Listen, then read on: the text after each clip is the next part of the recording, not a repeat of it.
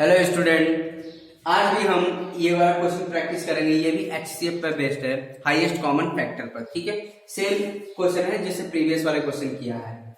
ठीक है, find the largest number which divides 245 1025 leaving remainder 5 in each case.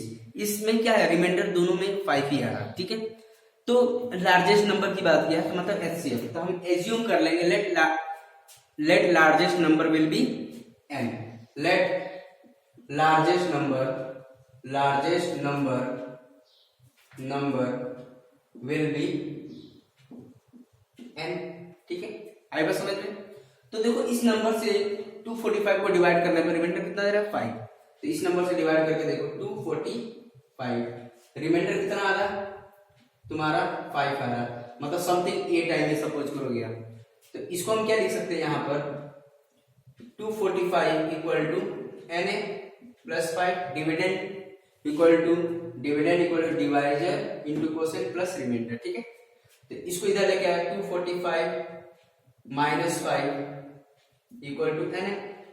245 मतलब ये कितना हो जाएगा 240 हो जाएगा एन ए। ठीक है, इतनी बात समझ में आई, क्लियर। सेम अगर हम n 1029 को हम n से डिवाइड करें तो रिमाइंडर इस केस में क्या है 5 आ रहा, मतलब ये प्रोसीजर बना 1029 कितना दे रहा रिमाइंडर 5, मतलब समथिंग सपोज करो b टाइम में जा रहा। ठीक है, तो इसको हम क्या लिख सकते हैं sorry 1029 equal to nb plus 5। ठीक है, इसको इधर लेके 1029 माइनस 5 इक्वल टू nb, तो फाइनली हमें क्या देगा 1024। ठीक है, तो यहां से हम कह सकते हैं देखो 240 का n ए क्या फैक्टर है, 1024 का n भी क्या फैक्टर, मतलब n दोनों में आ रहा है, n क्या हमारा कॉमन दिख रहा है। तो मतलब हम यहाँ पर n क्या काम कर रहा है, एचसीएफ का काम कर रहा है। ये n क्या काम कर रहा है, एचसीएफ का काम कर रहा है। मतलब यहां पर हम लिख सकते हैं n work as HCF, work as the HCF of 240 and 1024। ठीक है, आई बस समझ में। तो यहाँ पर n क्या है हमारा HCF, और n ही हमें फाइंड आउट करना है। तो अगर हम 240 का और 1024 का HCF फाइंड आउट कर सकते हैं तो हमें लार्जेस्ट नंबर मिल जाएगा। तो हम इसका फाइंड आउट करते हैं। तो हम यहाँ पर देखो HCF फाइंड आउट करने के लिए हमने दो मेथड बता रखे हैं, Euclid division algorithm method and prime factorisation method. तो कोई भी एक मेथड यूज कर सकते हैं। तो हम प्राइम फैक्टराइजेशन मेथड से कर लेते हैं 240। ठीक है, इसके फैक्टर निकाल लेते हैं।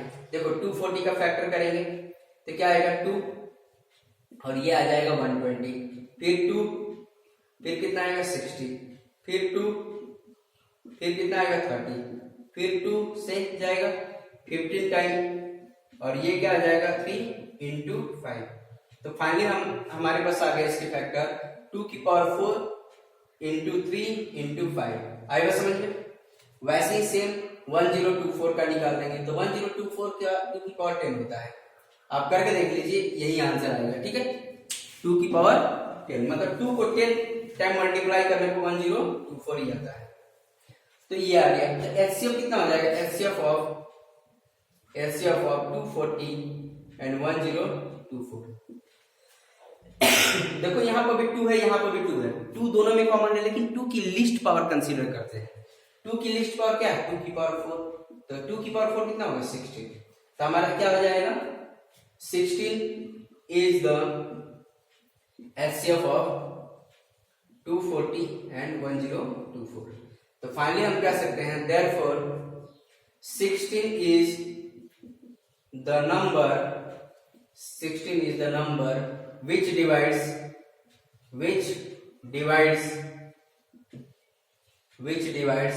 245 and 1029। ठीक है, living remainder 5 in each case। ठीक है, आई बस समझ में। तो इसको हम देखो n की वैल्यू अगर हम 16 पुट करेंगे, n की वैल्यू 16 पुट करो तो ये क्या है, रिमाइंडर 5 डिवाइड करेगा और रिमाइंडर 5 देगा। यहाँ पर एज्यूम कर सकते हैं, जैसे पिछले वाले क्वेश्चन में किया था वैसे ही आप इसको भी सॉल्व किया जा सकता है। आई थिंक सब बच्चों को समझ में आ गया, ठीक है। और भी क्वेश्चन प्रैक्टिस कर लेते हैं। और इस क्वेश्चन को हम पता है इतना लिखने की जरूरत नहीं, ये सब करने की जरूरत नहीं है।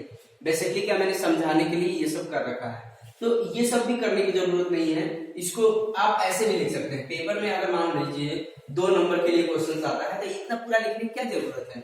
डायरेक्ट हम क्या करेंगे, 245 में हमारा रिमाइंडर कितना है 5 माइनस कर लिया 240, ठीक है। फिर 1029 माइनस 5 इक्वल टू 1024, ठीक है। और अब इसका फाइंड कर लो एचसीएफ ऑफ 240 एंड 1024, ठीक है। इतना इसका ऐसे फाइंड आउट करके लिख दो। ये 1 मार्क 2 मार्क में ऐसे आएगा, तो पूरा करने की जरूरत नहीं, वैसे मैंने समझाने के लिए आपको वो बता रखा था। आप ऐसे भी कर सकते हैं, कोई दिक्कत नहीं। इसका ऐसे फाइनली हम ये लिख सकते हैं यहाँ से, ठीक है। इसके बाद ये प्रोसीजर अप्लाई करके लिख सकते हैं। आएगा समझ में? तो उतना लेंथी प्रोसीजर करने की जरूरत नहीं। दूसरा क्वेश्चन कर देते हैं अभी। तो ये वाला भी क्वेश्चन आपको सेम पैटर्न से करना है। Find the largest number which divides the 129 and 545 which living the reminder 3 and 5 respectively, ठीक है। तो लेट हमने नंबर क्या मान लिया, let largest number will be n, ठीक है। तब उस नंबर को ऐसे डिवाइड करेंगे तो क्या देगा 129 इक्वल टू क्या देगा na प्लस रिमाइंडर कितना दे रहा है 3। ये कैसे किया आपको अभी तो पता है मैंने, 129 a मान लिया और रिमाइंडर कितना देगा 3, तो इसको हम ऐसे लिख सकते हैं, ठीक है। ऐसे लिख लिया तो ये क्या है 129 माइनस 3 और na, तो ये क्या देगा 126 na, ठीक है। n इंटू a आएगा समझ में, क्लियर है। तो ये भी आएगा। फिर दूसरा 545, ठीक है, से डिवाइड कर रहे हैं इनको, तो क्या देख कितने टाइम में आ रहा है, सपोज b टाइम में, कितना रिमाइंडर देगा 5, ठीक है। तो इसको भी हम ऐसे लिख सकते हैं 545 equal to nb plus 5। Finally we will get 545 minus 5 equal to nb, तो ये कितना आएगा 540 nb, ठीक है। तो यहाँ पे देखो n इसका भी फैक्टर, n इसका भी फैक्टर, मतलब n क्या काम कर रहा है, यहाँ पर HCF का काम कर रहा है, तो हमें HCF फाइंड आउट करना पड़ेगा। Find the HCF of 126 and, ठीक है, here n is the HCF of, here n is, ठीक है, n is the HCF of 126 and 540, ठीक है। यहाँ पे क्या है n क्या है HCF का काम कर रहा है, क्योंकि इसका भी फैक्टर है इसका भी फैक्टर है, तो इसको सॉल्व कर लेंगे।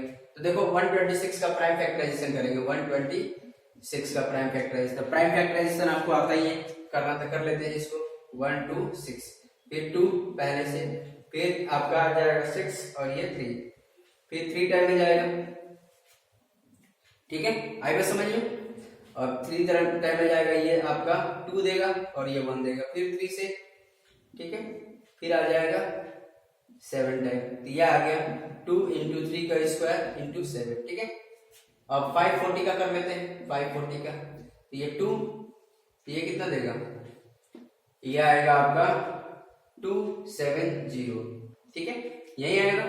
फिर 2 से, फिर 1 3 5, ठीक है, 1 3 5, ठीक है। अब फिर कर लेते हैं आपका 3 से करके देखें, 3 से जाएगा, ठीक है, 3 से भी जाएगा, तो 3 से करके देख लेते हैं। तो 3 से करेंगे तो कितने टाइम में जाएगा 4 और, ठीक है, 5 टाइम में। फिर 3 से करके देख लेते हैं, ये कितना टाइम में जाएगा 1 और ये 5, ठीक है, फिर 3 से जाएगा, फिर 5, ठीक है। यहाँ फाइनली हमारे पास कितना आएगा 540 का आ गया, 2 का स्क्वायर इंटू 3 का स्क्वायर, 3 का क्यूब इंटू 5, ठीक है, यही आएगा ये 5। तो आई थिंक समझ, प्राइम फैक्टराइजेशन वैसे सबको आता है, तो यहाँ से हम कर सकते हैं। तो अब यहाँ से हम HCF फाइंड आउट कर सकते हैं। फाइनली हम कह सकते हैं HCF क्या होगा, तो HCF of HCF of 126 and 540। अब देखो यहाँ पर लिस्ट पावर 2 इसमें भी है, इसमें भी है, 2 इसमें भी है, इसमें है, बट लिस्ट पावर कंसीडर करना है 2, ठीक है। अब देखो यहाँ पर 3 इसमें भी है, 3 इसमें भी है, मतलब बट 3 की लिस्ट पावर कंसीडर करना है, मतलब 3 इंटू 3 का स्क्वायर, तो यह क्या है 2 इंटू 9 मतलब 18। तो यहाँ पर 18 is the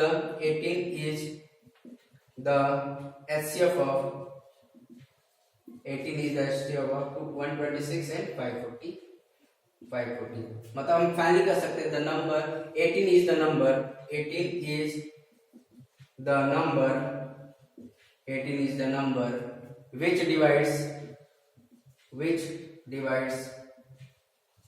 divides 1 to 9 and 545 leaving the remainder, ठीक है, लिविंग रिमाइंडर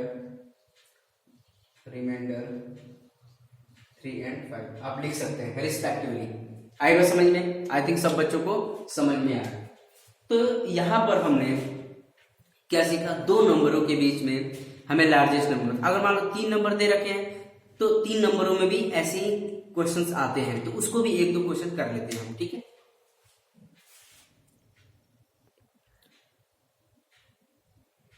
देखो तो ये find the greatest number that will divide 445 572 699 living the reminder 4 5 9 respectively. तो सेम प्रोसीजर है, यहाँ पर 3 नंबर दे रखे हैं, तो कोई परेशानी नहीं होनी चाहिए। 3 नंबरों के बीच में भी एलसीएम मतलब एचसीएफ फाइंड आउट करने का तरीका पता ही है आप लोगों को, ठीक है। तो इसमें से ये माइनस कर देंगे, फिर इसमें से ये माइनस कर देंगे, फिर इसमें से ये माइनस करके उसका एचसीएफ फाइंड आउट करके हम फाइनल आंसर निकाला जा सकता है। तो हम क्या मानेंगे, let the greatest number will be n, ठीक है। तो मतलब n से डिवाइड करोगे 4 4 5 समथिंग ये देगा, और रिमाइंडर कितना दे रखा 4 दे रखा है। तो फाइनली हम इसको लिख सकते हैं 4 4 5 इक्वल टू na प्लस 4। तो ये क्या देगा 4 4 5 माइनस 4 na, तो ये आएगा आपका 4 4 1 इक्वल टू na, ठीक है। तो ये आ गया, फिर इसको इससे डिवाइड कर रहे हैं तो 572 से b टाइम सपोज करो, और रिमाइंडर भी कितना दे रहा है 5 दे रहा है, तो 5 दे रहा है। तो फाइनली हम क्या सकते हैं 572 इक्वल टू nb प्लस 5, तो इसको इधर लेके गए तो 572 माइनस 5 nb, तो फाइनली हमारे पास क्या आ जाएगा, इसमें से इसको माइनस कर दो तो 5 6 आपको आ जाएगा 67, ठीक है, यही आएगा 67 आएगा nb, ठीक है। तो ये आ गया सेकेंड इक्वेशन। वैसे हम थर्ड वाला भी निकाल सकते हैं, तो ये क्या देगा n से डिवाइड करेंगे तो 699 को, तो ये रिमाइंडर कितना रहेगा 6, इसको हमने c मान लिया, तो 699 इक्वल टू nc प्लस 6, ठीक है। तो इसको इधर लेके जाए 699 माइनस 6 nc, तो ये क्या देगा 693। तो यहाँ पर देखो 441 का ये na फैक्टर है, 567 का ये nb फैक्टर है, ये इसका nb फैक्टर है, तो मतलब तीनों में क्या है n कॉमन, मतलब ये क्या HCF का काम करेगा, ठीक है। तो HCF निकालेंगे इसका, n is the HCF of 441 567 and 693, तो हम यहाँ पर HCF फाइंड आउट कर सकते हैं, ठीक है। n क्या है लार्जेस्ट नंबर, वो लार्जेस्ट नंबर होगा जो इसको डिवाइड करने पर रिमाइंडर इतना देगा, ठीक है। तो अब सॉल्व कर लेते हैं, HCF फाइंड आउट कर लेते हैं। तो HCF प्राइम फैक्टराइजेशन मेथड से सॉल्व किया जा सकता है। तो देखो HCF ऑफ 4 4 1 6 5 6 7 एंड 693, ठीक है। तो इसका हम HCF फाइंड आउट कर लेंगे। तो अब देखो प्राइम फैक्टराइजेशन मेथड से सॉल्व किया जा सकता है, तो इसके फैक्टर बनाएंगे 4 4 1 का, तो क्या देगा, कितने टाइम में जाएगा आपका 3, तो 3 का फिर इसमें कितने टाइम में जाएगा 1, ठीक है 1, और आपका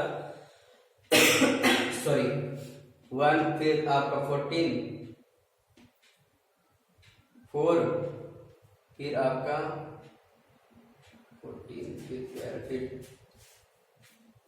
ठीक है 7 टाइम, फिर 3 से जाएगा, फिर आपका 4 फिर 9, मतलब ये फिर 7 और ये 7, ठीक है।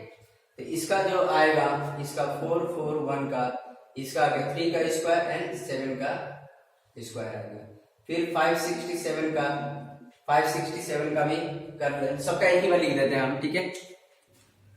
प्राइम फैक्टराइजेशन तो सब, तो मैंने डायरेक्ट इसके कर लिए हैं प्राइम फैक्टराइजेशन, तो ध्यान दो। तो अब यहाँ पे देखो एचसीएफ कितना हो जाएगा, एचसीएफ कितना हो जाएगा, 4 4 1 5 6 7 एंड 6 9 3। तो फाइनली वी विल गेट, अब देखो 3 इसमें तीनों में कॉमन है, लेकिन 3 की लीस्ट पावर कंसीडर करनी है। लीस्ट पावर क्या है, 3 की पावर 2। फिर देखो 7 तीनों में है, बट 7 की लीस्ट पावर कंसीडर करनी है 7। 11 तीनों में नहीं है, तो मतलब कंसीडर नहीं करेंगे। तो ये 9 7 63, ठीक है। 63 जो नंबर होगा इनका एचसीएफ होगा। तो हम कह सकते हैं 63 number that will divide 4 4 5 5 7 2 and 6 9 9, living the reminder 4 5 6 respectively. नहीं तो यहाँ पर आप 63 पुट करके देख सकते हैं, 63 और फिर आपका 63 करेंगे तो आपका मतलब ये डिवाइड होने पर 4 रिमाइंडर देगा। आप करके देख सकते हैं, प्रैक्टिकली आप करके देखिए, ठीक है। आएगा समझ में, क्लियर है। तो बहुत बच्चे बोलेंगे कि इतना सारा लिखना पड़ेगा, अगर जरूरी नहीं है 2 नंबर के लिए आएगा क्वेश्चन, तो ये पूरा लिखने की जरूरत नहीं है, तो आप इतना भी लिख सकते हैं। इसको नहीं भी लिखेंगे तो चलेगा, डायरेक्ट आप क्या लिख सकते हैं, ऐसा 4 4 5 माइनस 4 इक्वल टू क्या लिखेंगे, 4 4 1, ठीक है। फिर इसमें से ये वाला माइनस कर लो, 5 7 2 माइनस कितना आएगा 5, तो ये आ जाएगा 5 6 7, ठीक है। एंड इसमें से 6 9 9 से आप क्या माइनस कर लोगे, ये रिमाइंडर माइनस कर लोगे 6, तो ये क्या देगा हमें, ये आपका आएगा 6 9 3, ठीक है। फिर इसका एचसीएफ फाइंड आउट कर लेंगे। तो उतना लेंथी प्रोसीजर करने की जरूरत नहीं, ये भी करके हम सॉल्व किया जा सकता है, वो मैंने समझाने के लिए आपको एक्सप्लेन किया था, ठीक है। आएगा समझ में। तो ये इसका एचसीएफ फाइंड आउट किया जो आया 63, ठीक है। आएगा समझ में स्टूडेंट। तो और भी मैं क्वेश्चन आपकी प्रैक्टिस के लिए लिख, तो स्टूडेंट मैंने आपकी प्रैक्टिस के लिए ये 4 क्वेश्चंस लिख रखे हैं, सेम इसी पैटर्न पर है, तो आप इन सब की प्रैक्टिस कर सकते हैं। पहला देखिए मैंने इसके आंसर भी मैच कर रखे, पहले क्वेश्चन का आंसर ये है, सेकंड थर्ड एंड फोर्थ सबके आंसर भी मैच कर रखे हैं, कि स्टूडेंट अपना आंसर करने के बाद अपना आंसर वेरीफाई कर सके, ठीक है। ये बोला find the greatest number that divides 6 2 6 3 1 2 5 and 1 5 6 2 8 and leave the remainder 1 2 3 respectively। तो ठीक है, अभी 3 नंबरों का मैंने बताया, वैसे ही इसको भी सॉल्व करना है, ठीक है। फिर दूसरा है find the largest number which divides the 6 1 5 and 9 6 3 leaving the remainder 6 in each case। मतलब इसमें केवल एक ही रिमाइंडर दे रखा था, ये भी टाइप के मैंने क्वेश्चंस आपको बताए हैं, ठीक है। फाइंड द थर्ड वाला है find the greatest number that divides 59 and 54 living the reminder 3 and 5 respectively, ठीक है। इसके आंसर मैंने लिख रखे हैं 7, तो ये इसमें 2 रिमाइंडर दे रखे हैं, मतलब रिस्पेक्टिवली। तो इस टाइप के भी मैंने पैटर्न के क्वेश्चंस मैंने आपको समझाए हैं अभी, तो सेम पैटर्न पर बेस्ड हैं, तो आपको ज्यादा परेशान होने की जरूरत नहीं, बस समझना है चीजों को, कॉन्सेप्ट क्लियर रहेंगे तो आप अच्छे से कर सकते हैं, ठीक है। तो लास्ट वाला भी आप कर सकते हैं, ठीक है। तो आई थिंक, और आंसर आप यहाँ से वेरीफाई कर सकते हैं। आई थिंक ये टाइप्स आपको समझ में आ गया, और क्वेश्चन जब आएंगे तो आप अटेम्प्ट कर पाएंगे, ठीक है। तो स्टूडेंट, तो आज के लिए इतना ही, अब नेक्स्ट लेक्चर में नेक्स्ट कॉन्सेप्ट के साथ हम बात करेंगे, ठीक है। आज के लिए इतना ही, ओके, थैंक यू।